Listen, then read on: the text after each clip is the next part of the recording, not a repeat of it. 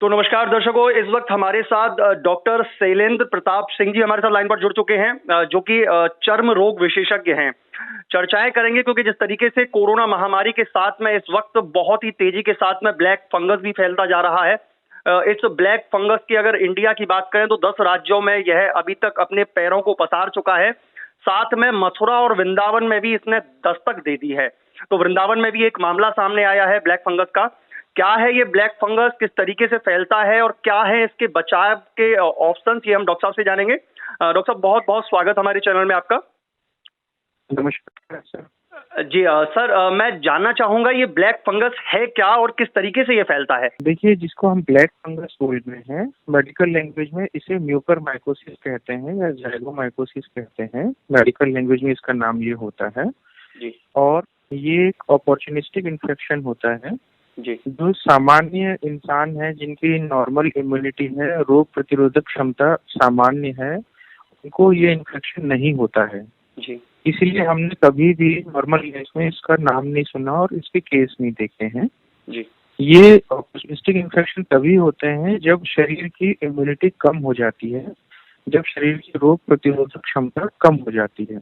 हमारा शरीर इससे लड़ नहीं पाता, तब ये ग्रो करते हैं। तो अभी कोरोना के सिनेरियो में ये हो रहा है कि जो पेशेंट एडमिट होते हैं, जिनको ऑक्सीजन की जरूरत पड़ती है, वेंटिलेटर की जरूरत पड़ती है, तो ऑलरेडी उनकी इम्यूनिटी डाउन रहती है और उनकी जिंदगी बचाने के लिए लाइफ सेविंग ड्रग के जैसे स्टेरॉइड देना पड़ रहा है, बड़ी मात्रा में देना पड़ रहा है। जी।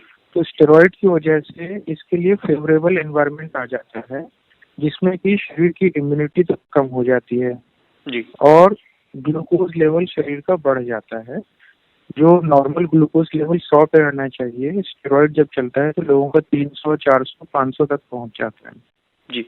ये फेवरेबल एनवायरनमेंट है इसको, इसके कारण केस देखने में आ रहे हैं और शुरू हो रहे हैं। सर एक जानकारी और दिखने का कारण। जी सर, मैं एक जानकारी और चाहूंगा, ये जो ब्लैक फंगस जब फैलता है तो क्या सिम्टम्स दिखाई देते हैं? जो आम लोग हैं वो किस तरीके से समझ सकते हैं कि हाँ ये ब्लैक फंगस की जो बीमारी है वो उनको ग्रसित कर रही है? देखिए, सिम्टम तो उस हिसाब से आएंगे कि शरीर के किस हिस्से पे असर डाल रहा है।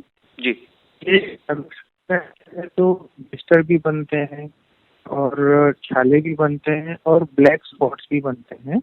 अगर ये मुंह में होगा तो जो हार्ट पैलेट या ऊपर का तलवा रहता है वो काला पड़ने लगता है।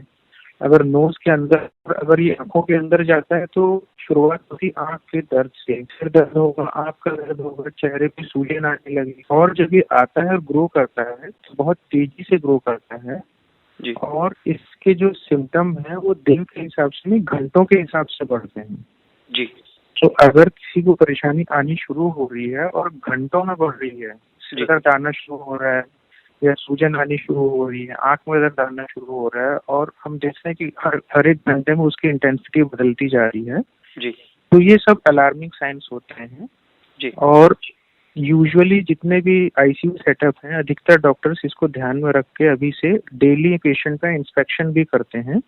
मुंह खोल के अंदर इंस्पेक्शन करना, नोज के अंदर देखना जितना पॉसिबल हो सके।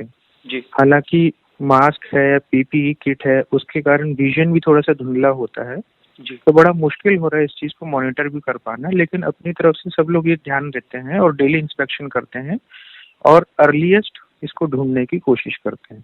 सर अभी तक क्या इसका कुछ मिल पाया है कि किस तरीके से इसको रोका जा सकता है या इसका थोड़ा सा बचाव किया जा सकता है? देखिए, ये ऐसी चीज है कि अगर इसके जल्दी पकड़ लिया तो इसका इलाज संभव है। जी। ठीक कर सकते हैं इसको, लेकिन जल्दी डायग्नोसिस बननी चाहिए। शुरुआती दौर में इसको पकड़ लिया जाए तो एंटी फंगल होते हैं जिनको दिया जाता है और इसको कंट्रोल कर लिया जाता है। लेकिन अगर ये बढ़ जाता है तो फिर सर्जरी ऑप्शन बचता है। जितना हिस्सा अफेक्टेड है उसको सर्जरी के द्वारा काट के निकाला जाता है। जी। तो चाहे अगर मुंह के अंदर होगा तो मुंह की हड्डियों को, उस हिस्से को, जो अफेक्टेड हिस्सा है उसको सर्जरी करके निकालना पड़ता है। तो उसमें dental surgeon, ENT surgeon, eye surgeon की जरूरत पड़ती है। जी। और ये हिस्सा हमारा मुंह, नाक, आंख वाला ब्रेन से कनेक्टेड रहता है। ब्लड वेसल कॉमन होते हैं जो ब्रेन तक जाते हैं। तो इसमें बड़ा डर रहता है कि इन्फेक्शन ब्रेन तक पहुंच सकता है। यदि ये ब्रेन में पहुंच गया तो फिर ऑपरेशन का भी रोल नहीं होता है, फिर पेशेंट को बचाना मुश्किल हो जाता है। जी, बहुत बहुत धन्यवाद डॉक्टर साहब आपका। तमाम सारे हमारे जो दर्शक हैं उनको तमाम सारी जानकारियां आपके द्वारा प्राप्त कराई गई हैं, और मैं भी लगातार यह भी कहना चाहूंगा कि लगातार लोग अगर उनको लग रहा है कि हमको शायद ऐसी बीमारी से ग्रसित हम हो रहे हैं तो तुरंत डॉक्टरों की परामर्श लें, क्योंकि शायद जिस तरीके से डॉक्टर साहब ने बताया कि बहुत जल्दी अगर पता चल जाए इस बीमारी के बारे में तो इसका इलाज पॉसिबल है, हो सकता है। तो ऐसी ही अन्य खबरों को देखने के लिए जुड़े रहिए News 11 के साथ। नमस्कार।